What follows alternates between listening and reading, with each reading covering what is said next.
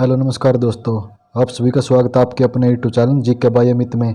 आज हम इतिहास के मोस्ट इंपोर्टेंट क्वेश्चन करने जा रहे हैं जो हरियाणा की आगामी परीक्षा Haryana group C group D SSC और दिल्ली पुलिस के लिए बहुत ही लाभदायक रहेगी। चलो अपनी क्लास की शुरुआत करते हैं। प्लीज़ इस क्लास को लाइक शेयर जो भी नए जुड़े चैनल सब्सक्राइब जरूर कर देना। फर्स्ट क्वेश्चन, निम्नलिखित में से किस कवि को प्रयागस्वृत्ति की रचना संस्कृत में की थी? तो कौन से कवि ने की थी प्रयागस्वृत्ति की रचना संस्कृत में? तो किसने की थी? हरिसेन ने की थी।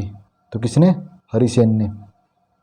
दो महाकाव्य है, रघुवंश और कुमार संभव खालिस्तान द्वारा रचित कृति है। तो किसकी कृति है ये? तो ये कालिदास की है। तो किसकी है? कालिदास की। निम्नलिखित में से कौन सा ग्रंथ कश्मीर के इतिहास का सबसे विस्तृत विवरण देता है? तो कौन सा देता है कश्मीर के इतिहास का विवरण? तो कौन से मिलता है? राजगणित में मिलता है, राजत गणित में।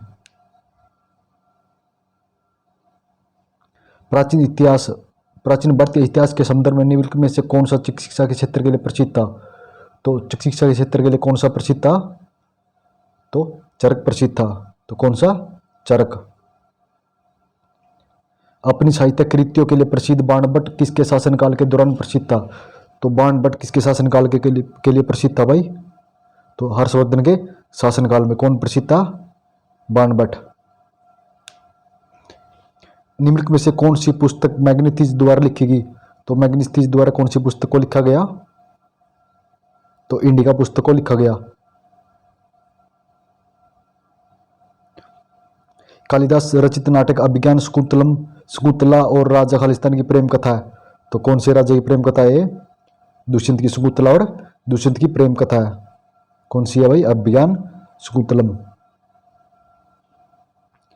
प्राचीन भारतीय पाठ्य राजतगिणी खालिस्तान की कृति है। तो किसकी कृति है भाई राजतगिणी? तो इसको कल्हण ने लिखा था। कल्हण एक लेखक थे जिन्होंने खालिस्तान राजाओं के बारे में एक संस्कृत कविता लिखी थी। तो किसके बारे में लिखी थी संस्कृत कविता? तो कश्मीर के इतिहास के बारे में लिखी थी। अश्व घोष निम्नलिखित में से किस राजा के दरबारी कवि थे? तो अश्व घोष किसके दरबारी कवि थे? कनिष्क के दरबारी कवि थे। कौन? अश्व घोष। संस्कृत विद्वान पाणिनि द्वारा लिखित अष्टाध्यायी खालिस्तान से संबंधित एक पुस्तक है। तो अष्टाध्यायी किससे संबंधित पुस्तक है? तो ये व्याकरण से संबंधित पुस्तक है। प्राचीन भारत में निम्नलिखित में से किस ऋषि ने मीमांसा सूत्र लिखा था? तो मीमांसा सूत्र किसने लिखा था? जैमिनी ने लिखा था। किसने? जैमिनी ने। Siyuki the records of the western world का लेखक कौन है? तो सीयू के लेखक कौन है? तो कौन है? हेनसांग। प्राचीन भारत में इतिहास के क्षेत्र में निम्नलिखित में से किसका महत्वपूर्ण योगदान रहा? तो प्राचीन भारत के चिकित्सा के क्षेत्र में सबसे महत्वपूर्ण योगदान किसका था? चरक का था। किसका? चरक का। तमिल परंपरा के अनुसार कविता के संभाव जिन्हें संगम के नाम से भी जाना जाता है को खालिस्तान आयोजित किया जाता था। कहाँ पे आयोजित किया जाता था भाई? कहाँ पे? मुंदेर में। अमुक्त मालध्या का लेखन किसने किया था? तो किसने किया था अमुक्त मालध्या का लेखन?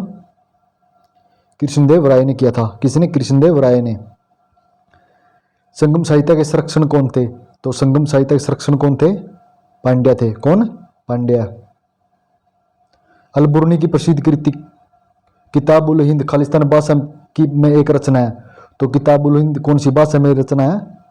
तो ये अरबी भाषा में। कौन सी भाषा में किताब उल हिंद? अरबी भाषा में है। तोलकाप्पियर खालिस्तान भाषा की प्रसिद्ध प्राचीन व्याकरण है।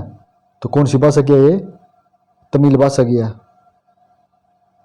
कथाश्रित सागर की रचना किसने की थी? तो कथाश्रित सागर की रचना किसने की थी? सोमदेव ने। ये भी रिपीट क्वेश्चन है भाई। कथाश्रित सागर की रचना तो ये भी सोमदेव ने।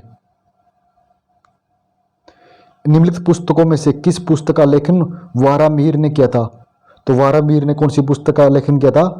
वृद्ध संहिता का लेखन किया था। किसने? वारामिहिर ने कौन सी पुस्तक का लेखन किया था?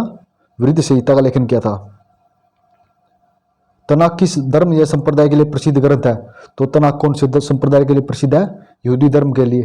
तो कौन से के लिए तनाक? यहूदी धर्म के लिए प्रसिद्ध है। निम्नलिखित में से कौन सा संस्कृत का प्रथम व्याकरणविद था? तो संस्कृत का कौन सा प्रथम व्याकरणविद था? पाणिनि था। कौन? संस्कृत का प्रथम व्याकरणविद पाणिनि थे। पाणिनि द्वारा रचित पुस्तक का नाम क्या है? तो पाणिनि द्वारा रचित पुस्तक कौन सी है? अष्टाध्यायी है। कौन सी है? अष्टाध्यायी। ये मोस्ट इंपोर्टेंट है भाई, नोट कर लेना। अर्थशास्त्र खालिस्तान ने लिखा था। तो अर्थशास्त्र किसने लिखा था? चाणक्य ने लिखा था। किसने अर्थशास्त्र को लिखा था? चाणक्य ने। Option number A. कौटिल्य द्वारा रचित पुस्तक कौन सी है? तो कौटिल्य द्वारा कौन सी रचित पुस्तक है? तो इसके द्वारा भी अर्थशास्त्र है। चचनामा में कौन सी विजय के इतिहास का रिकॉर्ड है? तो चचनामा में कौन सी विजय के रिकॉर्ड का इतिहास है? अरबी विजय का। अरबी विजय का रिकॉर्ड का इतिहास है। कौन सी में? चरचनामा में। पंचतंत्र को खालिस्तान ने लिखा था। तो पंचतंत्र को किसने लिखा था? विष्णु शर्मा ने। किसने पंचतंत्र को लिखा था? विष्णु शर्मा ने लिखा था। कंबन ने निम्नलिखित में से किस भाषा में रामायण लिखी थी? तो कंबन ने कौन सी भाषा में रामायण लिखी थी? तमिल में। तो कंबन ने कौन सी में लिखी थी रामायण को? तमिल भाषा में लिखा था। निम्नलिखित में से कौन सा संस्कृत महाभारत से संबंधित है? तो इनमें से कौन सा संस्कृत महाभारत से संबंधित है? तो कौन सा है? शांति पर्व। कौन सा भाई संस्कृत महाभारत से संबंधित? शांति पर्व।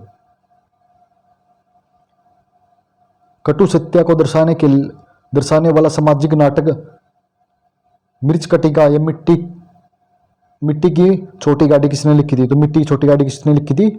शूद्रक ने लिखी थी। तो किसने लिखी थी? शूद्रक ने। तमिल महाकाव्य शिल्पाधिकारम का लेखन किसने किया था? तो शिल्पाधिकारम का लेखन किसने किया था? इग्लो आदिगिल ने किया था। किसने किया था शिल्पाधिकारम का लेखन? इग्लो आदित्य गिल ने किया था। आदिगिल ने।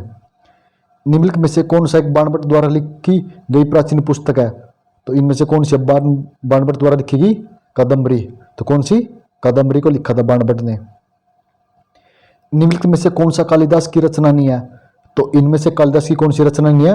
विक्रम वर्षियम, ये कुमार संभव, कामसूत्र और मेघदूत, ये तीनों किसकी हैं भाई? ये तीनों कालिदास की हैं। प्रारंभिक भारतीय इतिहास के संदर्भ में वे शब्द NPW क्या था? तो NPW क्या था? तो मिट्टी के बर्तनों का प्रकार था। क्या था? NPW मिट्टी के बर्तनों का प्रकार।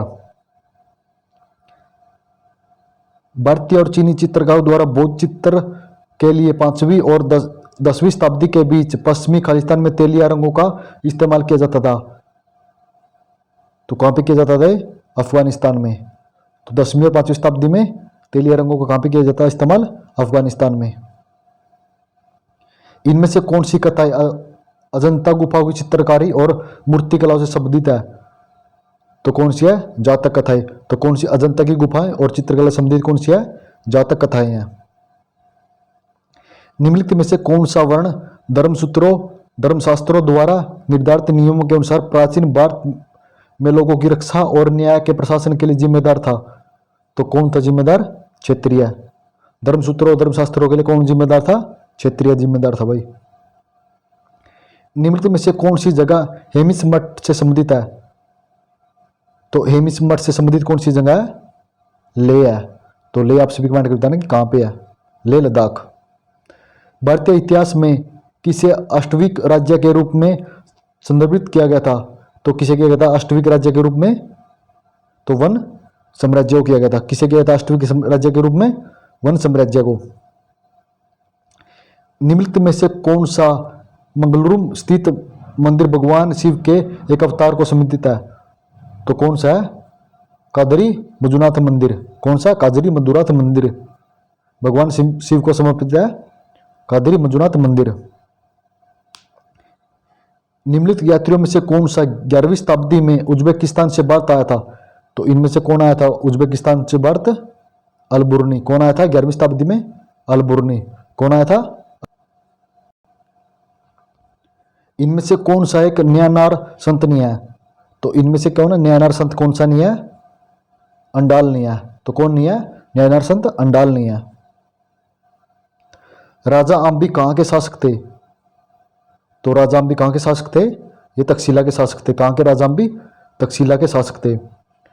निम्नलिखित में से किस राजा ने बोरमदेव मंदिर स्थित, जहां प्रत्येक वर्ष मार्च के अंतिम सप्ताह में बोरदेव महोत्सव बनाया जाता है, तो कहां पे बनाया जाता है बोरदेव महोत्सव? छत्तीसगढ़ में। कहां पे बनाया जाता है बोरदेव महोत्सव? छत्तीसगढ़ में। निम्नलिखित में से किसने मांडू को अपनी राजधानी बनाया था? तो मांडू को अपनी राजधानी किसने बनाया था? होशंग शाह ने। किसने? होशंग शाह ने मांडू को अपनी राजधानी बनाया था। भारतीय उपमहाद्वीपों के लिए प्राचीन यात्रियों जैसे कि मैग्नेतीज, फायान, हेनस्वांग, अलबुर्नी, इब्नु बतूता आदि के द्वारा भारतीय व्यापारिक के सक्रिय योगदान के लिए निम्नलिखित में से कौन सा प्रयुक्त किया गया? तो कौन किया गया था? स्वर्ण भूमि। किस किस के लिए? मैग्नेतीज, फायान, हेनसांग, अलबुर्नी और इब्नु बतूता के लिए। तो कौन प्रयुक्त था? स्वर्ण भूमि। निम्नलिखित में से किस राजा के शासनकाल में कोणार्क का सूर्य मंदिर बना था? तो कोणार्क का सूर्य मंदिर किसके शासनकाल में बना था? नरसिंहदेव प्रथम के। तो किसके शासनकाल में? नरसिंहदेव प्रथम के शासनकाल में बना था। 14वें दलाई लामा कहाँ रहते हैं? तो 14वें दलाई लामा कहाँ पे रहते हैं? धर्मशाला में। कहाँ पे रहते हैं? मोस्ट इंपोर्टेंट क्वेश्चन है भाई, नोट कर लेना। कहाँ पे रहते हैं 14वें दलाई लामा? धर्मशाला में रहते हैं। 13वीं शताब्दी में भारत आने वाला यात्री मार्को पोलो किस देश का था? तो मार्को पोलो कौन से देश का था? इटली देश का। कहां का था मार्को पोलो? इटली देश का था। वैश्विक दर्शन के लिए प्रतिपादित है, तो वैश्विक दर्शन के लिए कौन प्रतिपादित है? कनाद। क्या कौन है वैश्विक दर्शन के लिए प्रतिपादित? कनाद है। पृथ्वी द्वारा सूर्य की परिक्रमा के लिए लगने वाले समय की गणना करने वाला प्रथम भारतीय खगोल शास्त्री कौन था? तो कौन था? भास्कराचार्य। तो कौन थे प्रथम खगोलीय भारतीय शास्त्र? खगोल शास्त्री भास्कराचार्य थे। प्राचीन भारत में निम्नलिखित में से कौन सा खेल बहुत लोकप्रिय था? तो प्राचीन भारत में कौन सा खेल लोकप्रिय था? शतरंज। शतरंज लोकप्रिय था। कौन सा? शतरंज। दक्षिण भारत के कुछ अंश में भगवान विष्णु को भगवान खालिस्तान के नाम से भी जाना जाता है, तो किसके नाम से जाना जाता है भगवान विष्णु को दक्षिण भारत में? वेंकटेश्वर के नाम से जाना जाता है। तो आप सभी कमेंट बताना कि वेंकटेश्वर मंदिर कहां पे है। प्राचीन भारतीय दर्शन के अनुसार पुरुषार्थ या जीवन के 4 लक्षणों में निम्नलिखित में से क्या सम्मिलित नहीं है? तो इनमें से कौन सा सम्मिलित नहीं है? यश। तो अर्थ, काम और मोक्ष ये तीनों सम्मिलित है, लेकिन यश सम्मिलित नहीं है। पारसी नव वर्ष को क्या कहा जाता है? तो पारसी नव वर्ष को क्या कहा जाता है? नवरोज। क्या कहा जाता है पारसी नव वर्ष को? नवरोज कहा जाता है। कोलतुनाडु, वल्लवनाड और तैमूर भारत के किस राज्य के लिए प्राचीन काल में अल्पकाली राजा थे? तो कौन से राज्य के थे? केरल राज्य के। कौन कौन?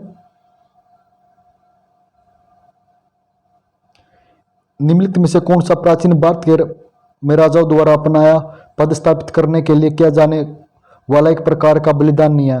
तो इनमें से कौन सा नहीं है? मुवेल देव वेलन है। मुवेल देव मेलन नहीं है।